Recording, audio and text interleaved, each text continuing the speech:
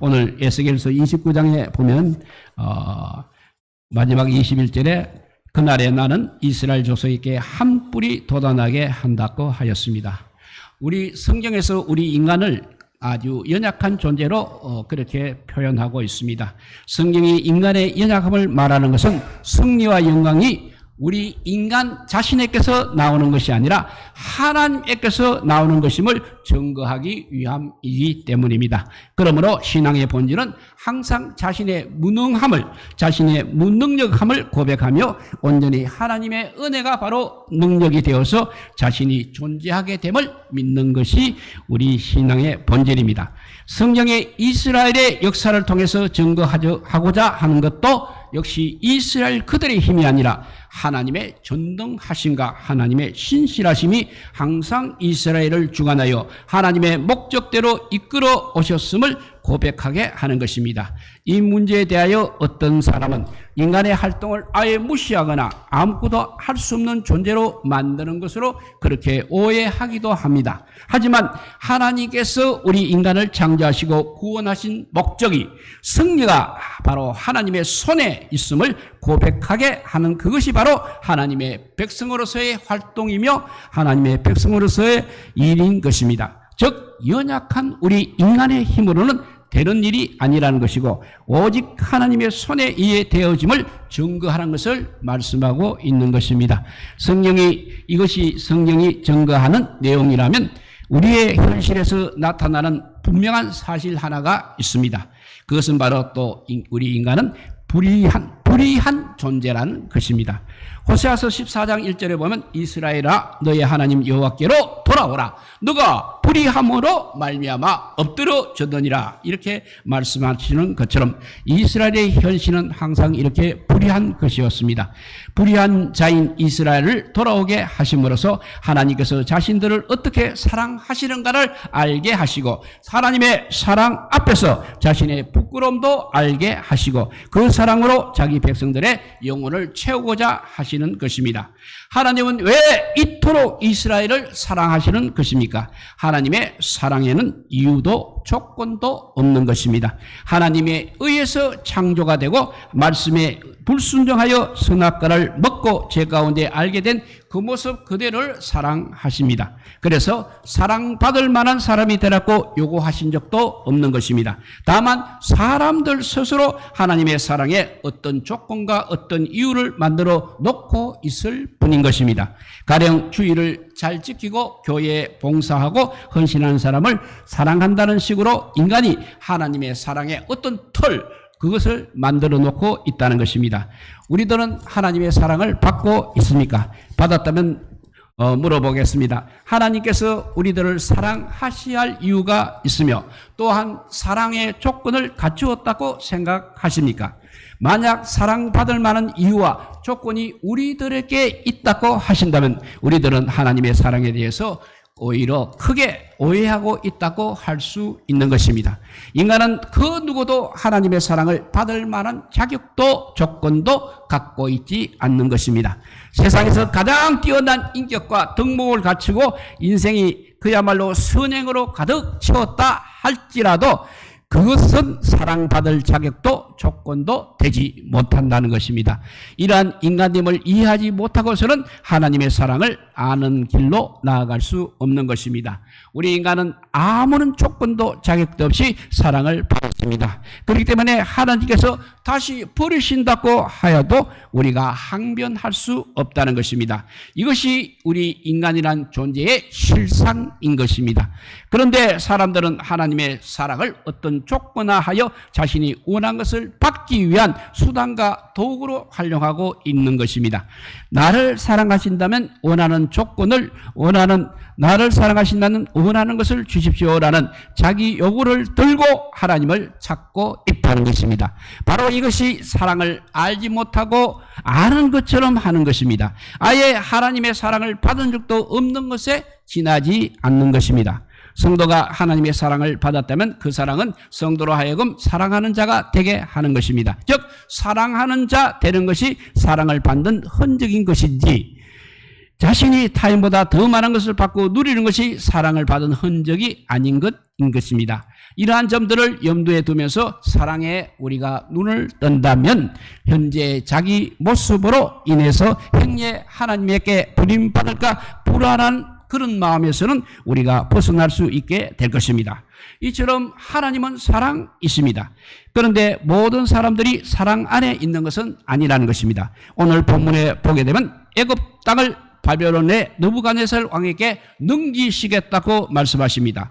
그것 또한 애굽의 무리를 잡아가며 물건을 노력하여 빼앗아갈 것이라고 하시며 그것이 바로 그 바벨론 군대의 보상이 되리라고 하십니다. 그리고 20절에 보면 그들의 수고는 나를 위하여 함인즉 그 대가로 내가 애굽 땅을 그에게 주었노라. 주 여호와의 말씀이니라고 하십니다. 이 내용들을 보게 되면 하나님이 마치 애굽을 미워하시고 바벨론은 사랑하시는 것처럼 보입니다.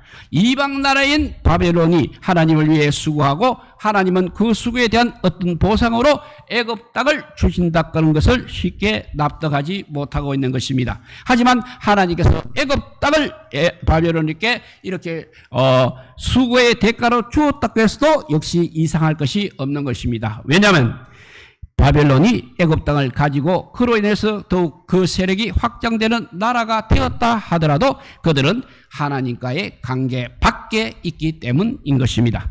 바벨론이 하나님을 위해서 수고하였다는 것은 그냥 하나님의 도구로 사용되었음을 의미하는 것입니다. 즉 세상 자체가 바로 하나님의 도구로 존재하고 수고하고 있다는 것입니다. 그리고 수고의 대가로 그들이 원하는 것을 하나님께서 주시기도 하시는 것입니다. 그러나 분명한 것은 그 모든 것은 절대적인 것이 아니라는 것입니다. 세상에는 절대라는 것이 없다는 것입니다. 절대는 오직 우리 하나님 한 분에게만 해당되는 용어인 것입니다. 그러므로 성도는 그 무엇에 대해서도 마치 그것이 절대적인 것처럼 생각해서는 안 되는 것입니다. 절대적인 것이 없다면 세상의 모든 것은 결국 몰락의 길로 향하고 있을 뿐이라는 것이 우리가 내릴 수 있는 결론이고 답인 것입니다. 이것을 우리는 성경에 등장한 두로와 애굽의 몰락 그리고 뒤에 등장하는 바벨론의 몰락을 통해서도 우리가 확인하게 됩니다. 이것이 세상의 현실이라는 사실이 성도의 믿음으로 굳건히 자리하고 있다면 비록 지금은 부와 권력이 영원한 것처럼 보인다 하더라도 그것이 바로 복이며 그것이 바로 우리 하나님이 사랑하신다는 증거물이라고는 생각하지 않을 것입니다. 오히려 누가복음 6장 24절 25절에 보면 그러나 화 있을진적 너희 부유한 자여 너희는 너희의 위로를 이미 받았도다. 화 있을진적 너희 지금 배부른 자여 너희는 주리로다. 화 있을진적 너희 지금 웃는 자여 너희가 애통하며 울리로다 라는 말씀에 우리가 더 마음이 향하게 될 것입니다. 많은 사람들이 자신이 처한 현실이 불행하다고 그렇게 생각하고 있습니다. 자신의 현실에 만족하지 않고 있다는 것입니다. 당연히 그래서 감사와 기쁨이 없을 것이고 늘 좀 더 나아지기를 바랄 것입니다. 그리고 나아지는 것이 없다 생각되면 또 불만만 남게 되는 것입니다. 모든 사람의 현실이 이렇게 돈으로 연결되어 있습니다. 지금 부유하고 지금 배부르며 지금 웃는 자로 살고 싶은 마음으로 가득합니다. 그렇기에 예수님의 말씀도 그 마음에 당기지를 못하고 있는 것입니다. 돈이 주는 위로를 생각하고 그 위로를 받고자 하기에 말씀이 주는 참된 위로를 오히려 외면하게 되는 것입니다. 결국 그 마음은 아무것도 담지 못합니다. 채워지지 않습니다. 그런 채 평생 돈만 생각하다가 절대적인 가치가 있는 것들을 잃어버린 인생으로 종결될 뿐인 것입니다. 우리들은 이것이 참된 불행이라고 생각되지 않습니까? 오늘 21절에 보면 그날에 나는 이스라엘 민족속에게 한 뿔이 돋아나게 하고 나는 또 너가 그들 가운데서 입을 열게 하리니 내가 여호와인 줄을 그들이 알리라고 말씀하십니다. 바벨론이 이제 애굽을 치고 애굽 땅을 수고의 대가로 받으며 바벨론의 부와 힘이 영원할 것처럼 여겨질 정도로 왕성하게 갈 때 하나님께서는 이스라엘 족속에게 한 뿔을 예비해 놓고 계십니다. 그리고 그 뿔로 인해 여호와가 누구이신지를 알게 될 것이라고 말씀하십니다. 이스라엘 족속에게 예비된 한 뿔은 우리가 아는 대로 예수 그리스도라는 것입니다. 하지만 그 뿔은 곧 예수 그리스도라는 답을 아는 것만이 능사가 아닌 것입니다. 뿔은 권세와 힘의 상징입니다. 또 메시아적 의미도 담고 있습니다. 그런 점에서 볼 때 애굽의 몰락과 함께 이스라엘의 한 뿔을 언급하고 있다는 것은 몰락의 길로 가는 세상 세력에 빗대어서 영원한 구원의 나라인 하나님 나라의 권세가 가장 확실하고 가장 절대적인 사실을 증거하기 위한 것이라고 생각할 수 있는 것입니다. 그래서 시편 132편 17절을 보면 내가 거기서 다윗의 뿔이 나게 할 것이라 내가 내 기름 부은 자를 위하여 등을 준비하였도다 라고 했습니다. 그리고 132편 12절에도 다윗의 후손을 영원한 왕위에 앉게 하겠다는 약속을 하시고 13절부터는 시온을 택하시고 자기의 거처로 삼고자 하시며 그것을 영원히 쉴 곳이라고 하십니다. 그리고 시온의 제사장들에게 구원의 옷을 입히시고 성도들은 즐겁게 외치게 하겠다고 하시며 그 모든 구원이 바로 다윗의 뿔을 통해서 이루어질 것을 말씀하고 있는 것입니다. 결국 하나님께서 영원히 쉴 거처를 위해서 다윗의 뿔을 예비하신 것임을 알 수 있습니다. 예수 그리스도가 바로 다윗의 뿔이며 하나님의 영원한 거처가 되시는 것입니다. 예수 그리스도께서 다윗의 뿔로 오셔서 십자가에서 죽고 부활하심으로 하나님께서 영원히 쉬시는 거처가 되신 것입니다. 이것은 우리에게 아주 낯설고 생소한 말이 아닐 수 없는 것입니다. 하나님께 쉴 거처가 필요하다는 것이나 그 거처가 또 예수 그리스도라는 말들이 그렇다는 것입니다. 사실 이 내용들은 우리의 지식으로는 도무지 이해할 수는 없는 것입니다. 또한 현실에 마음을 두는 사람들의 관심을 끌 수도 없는 것입니다. 하지만 다윗의 뿔은 우리의 참된 현실을 담고 있는 것입니다. 요한복음 14장 23절을 보면 예수께서 대답하여 이르시되 사람이 나를 사랑하면 내 말을 지키리니 내 아버지께서 그를 사랑하실 것이요 우리가 그에게 가서 거처를 그와 함께 하리라 말씀하셨습니다. 하나님이 쉴 거처는 바로 다윗의 뿔로 오시는 예수 그리스도이시라는 것입니다. 그런데 예수님은 우리가 그에게 가서 거처를 그와 함께 하겠다고 하십니다. 여기서 말한 그는 하나님을 사랑하며 계명을 지키는 자를 말하고 있습니다. 이들이 하나님과 거처를 함께 하게 하시겠다는 것입니다. 그것을 하나님의 사랑으로 말씀하십니다. 어떻게 합니까? 하나님의 이러한 사랑이 우리 마음에 와 닿고 있습니까? 이러한 사랑에 우리 마음이 절실해지고 있는 것입니까? 우리가 하나님의 사랑 밖에 있다면, 즉 하나님이 우리에게 오셔서 거처를 함께하지 않으신다면 우리는 세상에서 고아와 같은 존재가 될 것입니다. 누구의 돌봄을 받지 못하고 스스로의 힘으로 살아야 하는 존재가 되는 것입니다. 사람들은 이 문제에 대해서 심각성을 알지 못하고 있습니다. 자신이 가진 것으로 충분히 스스로를 지키며 살아갈 수 있다고 그렇게 생각하기 때문인 것입니다. 그러니까 우리 인간의 연약함을 모르고 있다는 것입니다. 인간은 죄를 절대 이길 수 없습니다. 스스로를 지킬 수 있다고 생각하는 것은 육신의 문제에만 염두를 둔 어리석음이요 착각일 뿐인 것입니다. 모든 인간이 죄의 힘에 붙들려 사망으로 지금 끌려가고 있는 이 현실에 눈을 뜨지 못한 무지의 소치인 것입니다. 인간의 연약함을 알고 있다면 자신을 고아처럼 버려두지 않고 돌봐주시는 분이 계신다는 것에 안도하게 될 것입니다. 하나님께서 고아 같은 우리를 사랑하시고 그리스도 안에서 거처가 되어주시고 또 항상 함께 하시며 의의 길로 인도하심에 감사하게 되시기 바랍니다.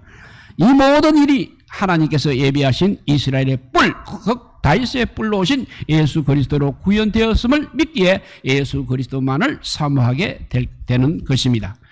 요한일서 4장 18절 19절 말씀입니다. 사랑 안에 두려움이 없고 온전한 사랑이 두려움을 내쫓나니 두려움에는 형벌이 있음이라. 두려워하는 자는 사랑 안에서 온전히 이루지 못하였느니라. 우리가 사랑하면 그가 먼저 우리를 사랑하셨음이라고 말씀하고 있습니다.